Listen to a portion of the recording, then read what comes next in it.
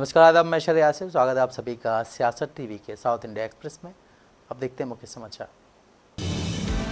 Party सूत्रों की माने तो तेलंगाना में बीजेपी के नए प्रदेश अध्यक्ष का नाम अगले 10 दिनों में घोषित होने की संभावना है। मल्काजगिरी के लोकसभा सांसद ईटेला राजेंद्र का नाम यहां अगले भाजपा प्रमुख के रूप में नामित होने के लिए सबसे ऊपर बना हुआ है। वहीं केंद्रीय मंत्री जी किशन रेड्डी की जगह लेंगे। तेलंगाना में भाजपा के अंदरूनी सूत्रों के मुताबिक ईटेला राजेंद्र के अलावा पूर्व एमएलसी रामचंद्र राव, मेदक सांसद रघुनंदन राव, निजामाबाद सांसद डी अरविंद और पूर्व विधायक चिताला रामचंद्र रेड्डी ने भी अध्यक्ष पद के लिए अपनी दावेदारी पेश किए। पिछले 4 से 5 महीने से ईटेला का नाम शीर्ष दावेदार के रूप में माना जा रहा है। माना जा रहा था कि तेलंगाना में बीजेपी के प्रदेश अध्यक्ष का नाम पिछले साल ही घोषित कर दिया गया था, लेकिन पार्टी भी संगठन में फेरबदल के दौर से गुजर रही है। हैदराबाद के नेता ने कहा है कि अब तक लगभग 20 नए जिला अध्यक्षों की नियुक्ति की जा चुकी है। तेलंगाना के लिए भाजपा का राष्ट्रीय नेतृत्व भी किसी ऐसे व्यक्ति की तलाश करेगा जो सत्तारूढ़ कांग्रेस और पूर्व मुख्यमंत्री के चंद्रशेखर राव वाली बीआरएस का मुकाबला कर सके। ईटेला जो 2023 के चुनाव में गजवेल और हुजूराबाद विधानसभा क्षेत्रों से हार गए थे, 2024 के संसद चुनाव में मल्काजगिरी लोकसभा सीट जीतने में कामयाब रहे। 2024 के लोकसभा चुनाव में तेलंगाना में भाजपा 17 में से 8 सीटें जीतने में कामयाब रही और बीआरएस को पूरी तरह से अपने कब्जे में ले लिया। कांग्रेस ने 8 सीटें जीती, जबकि एमआईएम ने अपनी हैदराबाद सीट बरकरार रखी।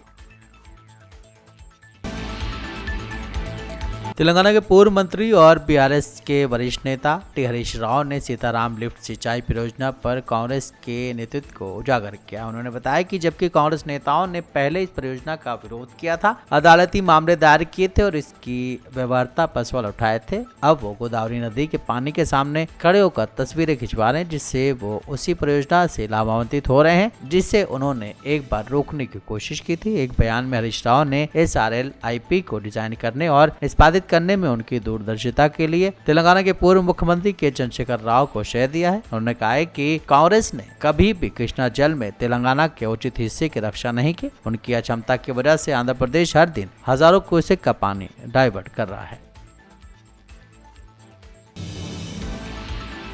आंध्र प्रदेश विधानसभा के अध्यक्ष ने आज अनुचित इच्छा बताते हुए कहा है कि YSRCP प्रमुख जगन मोहन रेड्डी द्वारा विपक्ष के नेता का दर्जा देने की मांग को मंजूरी नहीं दी जा सकती है। उन्होंने इस बात पर जोर दिया कि पार्टी के पास जरूरी 18 विधायक या सदन की कुल ताकत का 10वां हिस्सा भी नहीं है। उन्होंने आगे स्पष्ट किया है कि किसी पार्टी नेता को नेता प्रतिपक्ष के रूप में मान्यता देने पर तभी विचार किया जा सकता है जब सबसे बड़ी विपक्षी पार्टी 18 सदस्यों की न्यूनतम आवश्यकता को पूरी करती है और केवल विवेक के आधार पर इसे ऐसा दर्जा देना अनुचित होगा। अध्यक्ष ने कहा है कि विपक्ष के नेता के रूप में मान्यता के लिए वाई जगन मोहन रेड्डी की अनुचित इच्छा पर विचार नहीं किया जा सकता है। साथ ही उन्होंने कहा है कि रेड्डी इन प्रावधानों और उदाहरणों से अवगत हैं। इस बात पर जोर देते हुए कि नेता प्रतिपक्ष को मान्यता देने का अधिकार केवल अध्यक्ष के पास है। अध्यक्ष ने बताया कि ऐसी मान्यता के लिए पात्रता संवैधानिक प्रावधानों, कानूनी आदेशों और स्थापित मिसालों के आधार पर सख्ती से निर्धारित की जाती है। उन्होंने कहा है कि यदि सदन में 2 या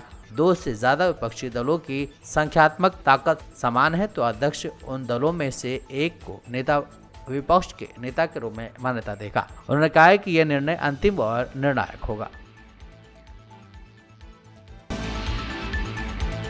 महाराष्ट्र विधानसभा के बजट सत्र से निलंबित किए जाने पर अबू आसिम आजमी की प्रतिक्रिया सामने आई है। खुद के निलंबन पर उन्होंने नाराजगी जताई है। अबू आसिम आजमी ने कहा है कि मैंने असेंबली में ऐसी कोई बात नहीं की, वहां से क्यों निलंबित किया गया। समाजवादी पार्टी के विधायक ने कहा है कि मैं कानून का दरवाजा खटखटाऊंगा, मुझे ऐसे कैसे हटा सकते हैं। रमजान का महीना चल रहा है, रोजा है, मेरी तबीयत भी ठीक नहीं है, जल्द ही कानूनी सलाह लूंगा। अबू आसिम आजमी ने आगे कहा है कि कई लोग शिवाजी महाराज के बारे में क्या क्या बोल गए, उन पर कोई कार्रवाई क्यों नहीं हुई। आज मुझे असेंबली से खबर मिली कि मुझे इस बजट सेशन पूरे सेशन के लिए सस्पेंड कर दिया गया है। मेरी तबीयत ख़राब है, ज़ुकाम मुझे हुआ, मैं असेंबली गया नहीं था। 2 दिनों से मेरे खिलाफ बहुत आंदोलन चल रहा है। मुझे तज्जुब है कि मैंने असेंबली के अंदर कोई ऐसी बात नहीं किया। मैंने बाहर कुछ प्रेस वालों के किसी सवाल के जवाब में वो बातें बोल दी जो इतिहासकारों ने, हिस्टोरियन ने जो लिखी हैं बातें, जो रोज़ाना कॉलेजेस में, स्कूलों में, बड़ी मीटिंगों में जा कर के वो हिस्टोरियन लोग बच्चों को बताते हैं, वही बातें मैंने बोल दी। तो इसके ऊपर इतना बड़ा गुनाह कि मुझे सस्पेंड किया गया। और मैंने असेंबली का सेशन चले, बजट सेशन है, कारपोरेशन इलेक्शन नहीं हुआ है, तो लोगों काम रुके हुए हैं, तो मैंने यहाँ तक भी कह दिया कि भाई मैंने जो कहा बोला है मैं अपनी बातों को वापस लेता हूँ, इसलिए मैंने कोई गलत चीज़ बोला नहीं था, लेकिन फिर भी वापस लिया मैंने कि सेशन चलता रहे, इससे प्रॉब्लम नहीं हो। मैं अब जो है मैं पूछना चाहता हूँ महाराष्ट्र सरकार से कि क्या दोहरा कानून चलेगा यहाँ पर? प्रशांत कोलरकर साहब ने और राहुल शोलापुरकर साहब ने छत्रपति शिवाजी महाराज को कैसे अपमानित किया है, कि कैसे कैसे अल्फाज बोले हैं। मैं अपने मुँह से वो चीज़ें अपने महापुरुषों के बारे में इनके कही हुई बातों को दोहराना भी अपने की शर्मिंदगी महसूस करता हूँ, लेकिन उस पर उनको जेल नहीं, उनको कुछ नहीं हुआ। अब मैंने एक चीज़ बोला जो इतिहासकारों ने बोला था, उसके ऊपर इतना बड़ा एक्शन। देखिए, अबू आसिम का मतलब कि मेरे पीछे 5 लाख जनता है और इस जनता के कामों को लेकर असेंबली में मुझे बात करना, डेवलपमेंट की बात करना, फंड की बात करना, ये सब रह गया। आपकी बार आपने रोक दिया इसको। मैं समझता हूँ कि ये सस्पेंशन जो हुआ है ना, इस पर दोबारा गौर करना चाहिए। कहीं ना कहीं इसमें ज्यादती हो रही है मेरे साथ, गलत कानून के मुताबिक नहीं, अपनी मनमानी हो रहा है ये। मैं ज़रूर वकीलों से बात करूँगा, कोर्ट में जाऊँगा, पहले अपने स्पीकर साहब के पास जाऊँगा कि आप न्याय कीजिए। मुझे अफसोस है इस बात का कि किसी इतिहासकार की कही हुई बात के ऊपर निलंबन कर दिया गया और कुछ लोग खुलेआम उन महापुरुषों के बारे में कैसे कैसे बातें कर रहे हैं। न उनकी किताब को बैन किया गया है, न उन पर कोई केस किया गया है। क्या है ये?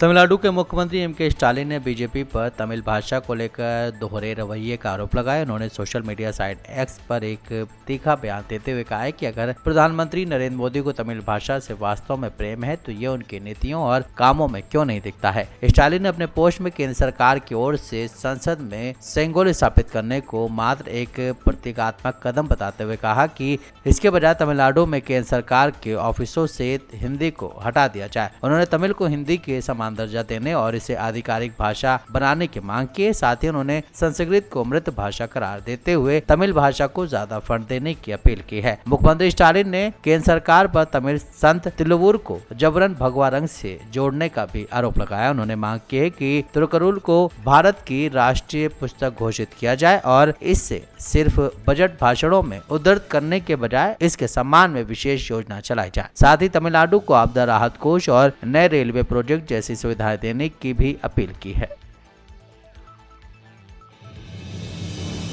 2026 के विधानसभा चुनाव के लिए भाजपा के साथ गठबंधन पर अपने रुख में नरमी का संकेत देते हुए एआईएडीएमके महासचिव एपीएस ने मंगलवार को फिर से गठबंधन की संभावना से इनकार नहीं किया। उन्होंने जोर देकर कहा है कि डीएमके पार्टी की एक बात विरोधी है और आगामी चुनाव में वोटों का बंटवारा नहीं होगा। सलेम कियातुर में पत्रकारों से बात करते हुए विपक्षी नेता ने कहा है कि वो 6 महीने में पार्टी के राजनीतिक गठबंधन का खुलासा करेंगे। उन्होंने आगे कहा है कि हमारा उद्देश्य ये सुनिश्चित करके जन विरोधी डीएमके शासन को हराना है कि वोटों का बंटवारा ना हो। अगर एआईएडीएमके भाजपा के साथ बातचीत कर रही है तो ईपीएस ने सीधा जवाब देने से परहेज किया, ये दोहराते हुए कि डीएमके पार्टी की एकमात्र दुश्मन है और कोई अन्य दल इसका दुश्मन नहीं है। ईपीएस की टिप्पणी ने पूर्व मुख्यमंत्री की स्थिति में बदलाव का संकेत दिया, जो दिसंबर 2023 में एआईएडीएमके के गठबंधन से बाहर निकलने के बाद से बीजेपी के साथ संबंधों को फिर से शुरू करने के अपने विरोध में स्पष्ट रहे हैं।